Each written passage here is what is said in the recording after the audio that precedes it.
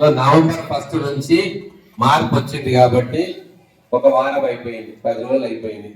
ఈసారి మీరు మీ ఇంటికి ఫోన్ చేసేటప్పుడు మీరు ఒక్క విషయం చెప్పాలి. ప్రతి ఒక్కరు కూడా మాకు డైట్ ఛార్జెస్ పెరిగినాయి, మా మెనూల అంటే హాస్టల్లో పెట్టే ఫుడ్లో చాలా మార్పులు వస్తున్నాయి, మాకు మీరు చెప్పేటివన్నీ ఉన్నాయి కదా, ఎగ్స్ పెరుగుతూ ఉన్నాయి, చికెన్ పెరుగుతూ ఉంది, ఇవన్నీ కూడా మొదలు మీ అమ్మకి చెప్పాలి. ఎవరు చెప్తారు?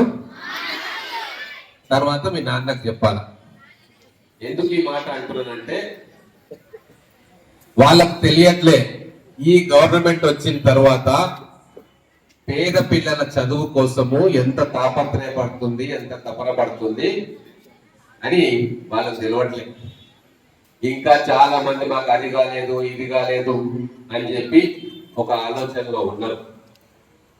మేమేమనుకుంటున్నాము, మా ప్రభుత్వం, మేము ఎమ్మెల్యేలము, మన ముఖ్యమంత్రి గారు రేవంత్ రెడ్డి గారు అంటే రోడ్లు వస్తాయి, ఇండ్లు వస్తాయి,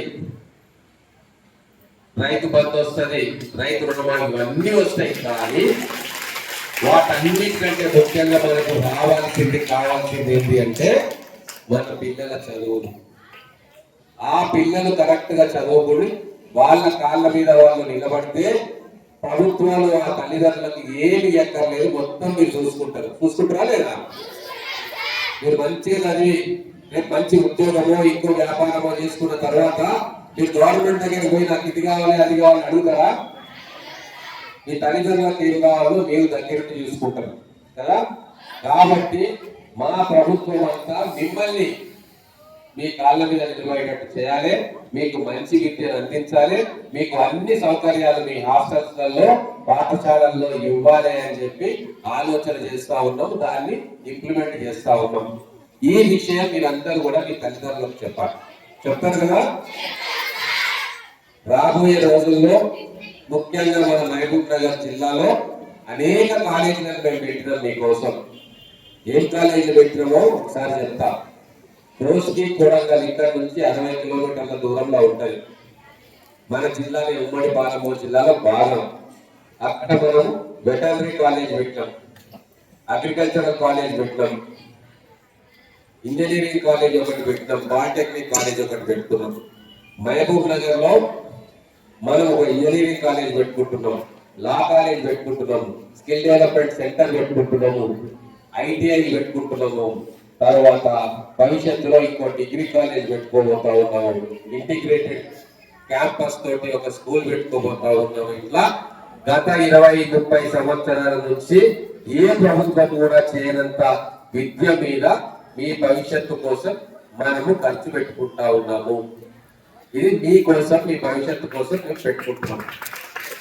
కాబట్టి ఈ విషయాన్ని ఖచ్చితంగా మీరు మీ తల్లిదండ్రులకు చెప్పాలి. చెప్తారు కదా.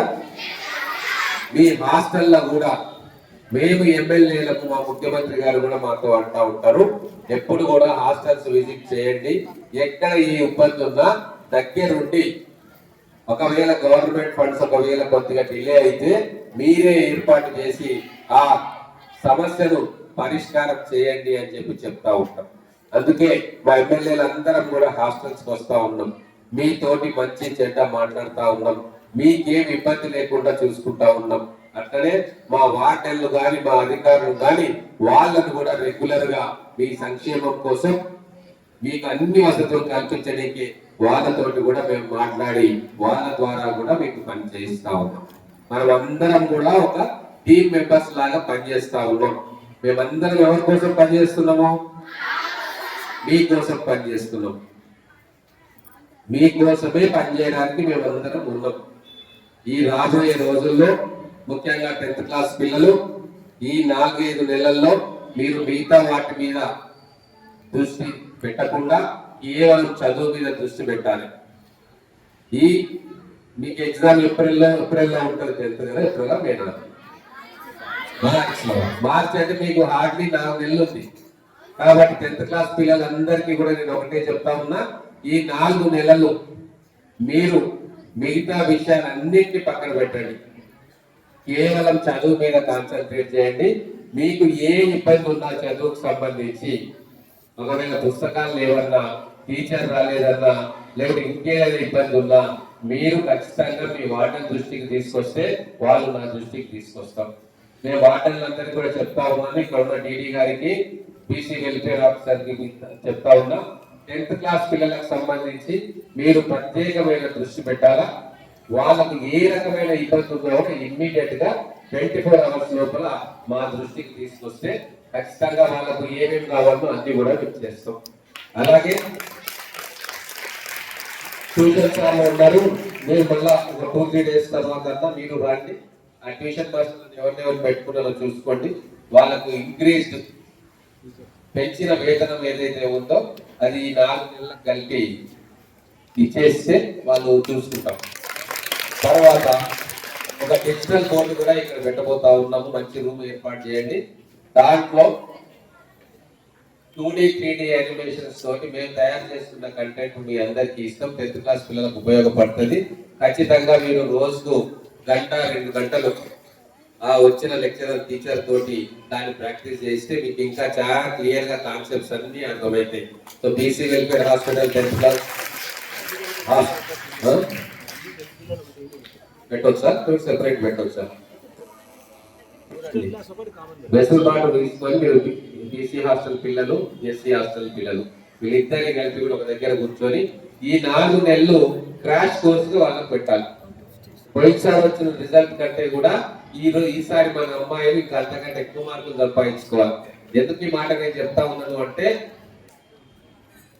గతంలో ఏం చదువు చెప్పిండు ఏందనేది తర్వాత, ఇప్పుడు మేము అధికారంలోకి వచ్చినాక, నేను ఎమ్మెల్యే అయిన తర్వాత 5 సంవత్సరాల తర్వాత నేను వెనక్కి తిరిగి చూసుకుంటే నేను ఎన్ని రోడ్లు వేయించినా, ఎంతమందికి సంక్షేమం ఇప్పించినా, రైతు బంధు ఇచ్చినా లేదా వాటి గురించి కాదు నేను ఆలోచన చేయాల్సింది.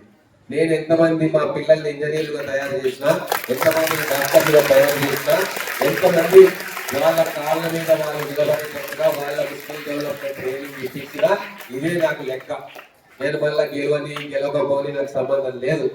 మీరు బాగుండాలి, మీ కాళ్ళ మీద నిలబడాలి, మీ భవిష్యత్తు బాగుండాలి. అందుకోసమే నేను ఎమ్మెల్యే అయినా, అందుకోసమే నన్ను గెలిపించింది. కాబట్టి దీంట్లో వెనక్కి తగ్గేదే లేదు. మీకు ఎటువంటి సౌకర్యం కావాలన్నా తగ్గేదే లేదు.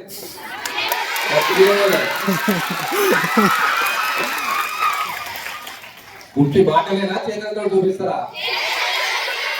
చూపిస్తారు కదా, వెరీ గుడ్.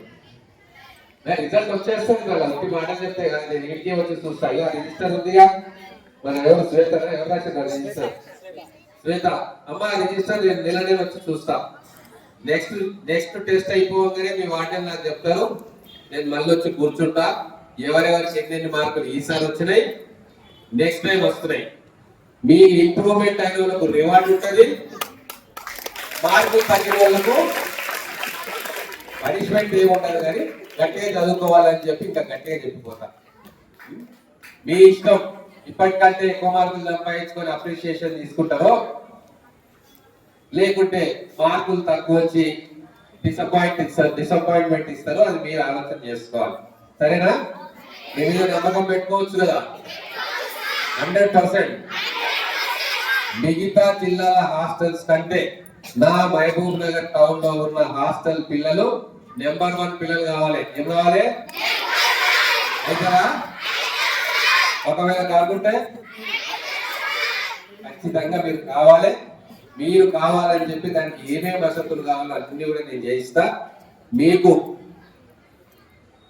బయట ప్రైవేట్ స్కూల్ హాస్టల్స్ లో ఏం ఫెసిలిటీస్ ఉంటాయో అంతకంటే మంచి ఫెసిలిటీస్ నేను ఒక్కొక్కటి మీకు కలగజేస్తా.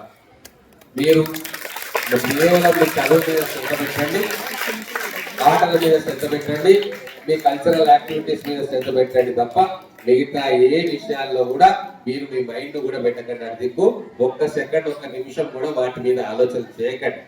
సరేనా? ఇంకా మన పిల్లలకు సఫిషియెంట్ హాస్టల్స్ రాబోతా ఉన్నాయి. మొన్ననే ముఖ్యమంత్రి గారితో కూడా మాట్లాడారు.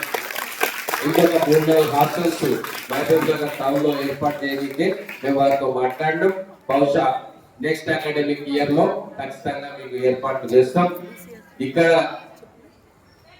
ఇప్పుడు ఎట్లా ఉంది పరిస్థితి అంటే, మహబూబ్ నగర్ లో చదువుకోవాలి అని చెప్పి బయటి ప్రాంతాల నుంచి చాలా మంది ఇప్పుడు మహబూబ్ నగర్ కు రావడానికి సిద్ధంగా ఉన్నారు. మీ కాంపిటీషన్ పెరగబోతా ఉంది. ఇంకా చాలా మంది మీ చెల్లెల్ని ఇక్కడికి రాబోతా ఉన్నారు. ఎందుకు అంటే ఇక్కడ అధికారులు కావచ్చు, ఇక్కడ మేము కావచ్చు, మీకు ఎటువంటి ఇబ్బందులు అసౌకర్యం కలగకుండా మిమ్మల్ని కంటికి రెప్పలాగా చూసుకోవాలని చెప్పి నిర్ణయం తీసుకున్నాం. ఆ ప్రకారంగా ఖచ్చితంగా మేము చూసుకుంటా ఉన్నాం కూడా. కాబట్టి నెక్స్ట్ మంత్ మళ్ళీ మీ దగ్గరికి వస్తా. ఈ లోపల డే టైం వచ్చి మీ హాస్టల్ చూస్తా. మీకు ఏమేమి వసతులు ఇంకా కావాల్సి ఉంటాయో, మీకు ఏమి ఇంప్రూవ్మెంట్ మేము చేయాలో మీ వార్డర్లు మాకు చెప్తారు. దాని ప్రకారంగా అన్ని కూడా మళ్ళీ ఒక్కొక్కటి మనం సమకూర్చుకుందాం. తర్వాత చాలా టైం అయిపోయింది కాబట్టి మీ డిన్నర్ టైం కూడా అయింది. ఇంత ఓపికగా మీరు అందరూ కూడా ఒక గంటన్నర నుంచి మీరు కూర్చున్నారు. Thank you very much. మేము కూడా అనేక అంశాలు